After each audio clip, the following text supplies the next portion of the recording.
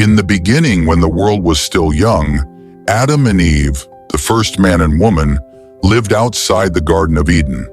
They had been cast out by God after disobeying His command. Despite their fall, life continued.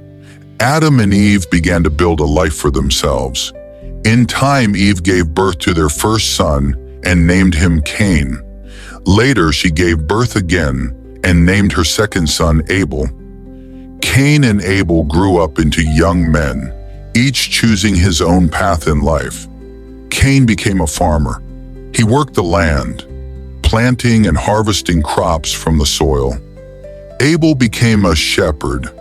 He cared for flocks of sheep and goats, guiding them through fields and keeping them safe. One day, Cain and Abel brought offerings to the Lord. They each wanted to give back to God in their own way. Cain brought some of the fruits of the ground as his offering. He presented his crops before the Lord. Abel, on the other hand, brought the best from his flock, fat portions from the firstborn lambs. God looked with favor on Abel and his offering, but He did not look with favor on Cain and his offering. The reason for this wasn't about what they offered, but about the heart behind the offering. Abel brought his best with faith and reverence. Cain brought his offering with a wrong attitude, not giving his best to God. Cain was very angry, and his face was downcast. He felt rejected. But instead of asking why or seeking to change, Cain let jealousy and bitterness take root in his heart. God spoke to Cain and asked him why he was angry. The Lord said, "If you do what is right, will you not be accepted? But if you do not do what is right, sin is crouching at your door. It desires to have you, but you must rule over it." God was giving Cain a warning.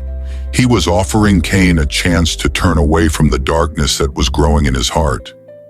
But Cain did not listen. Later, Cain said to Abel, "Let's go out to the field." Abel went with his brother, unaware of what was in Cain's heart. While they were in the field, Cain attacked Abel and killed him. The first murder in human history had taken place.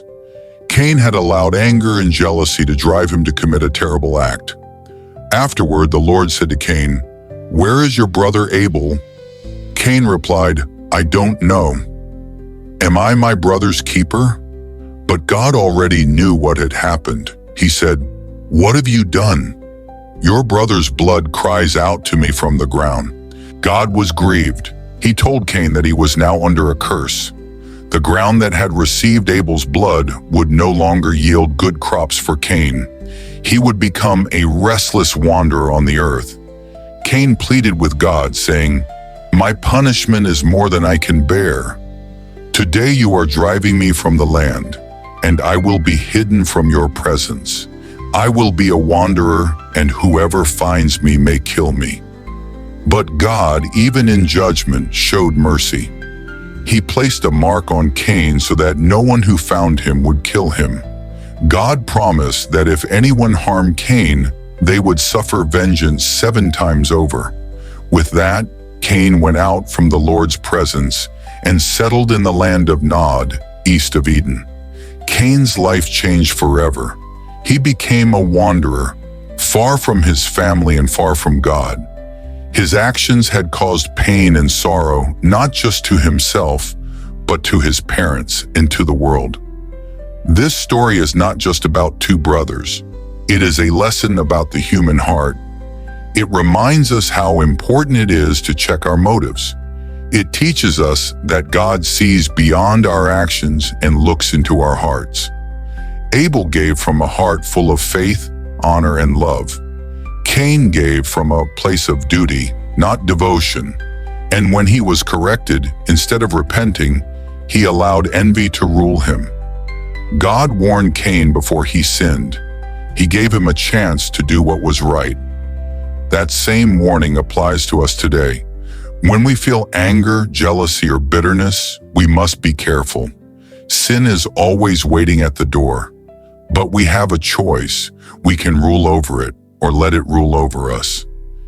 Cain's story also shows that even when we fail, God does not abandon us completely. God showed Cain mercy. He protected him from harm, even after such a grievous sin. This shows us that God is both just and merciful. He punishes sin, but he also gives chances for change. Abel's story, though short, leaves a powerful legacy. The Bible later says that, by faith Abel still speaks, even though he is dead. His life and offering are remembered because of his sincere faith and devotion. He gave the best he had to God, and that offering was accepted. Adam and Eve mourned the loss of Abel deeply.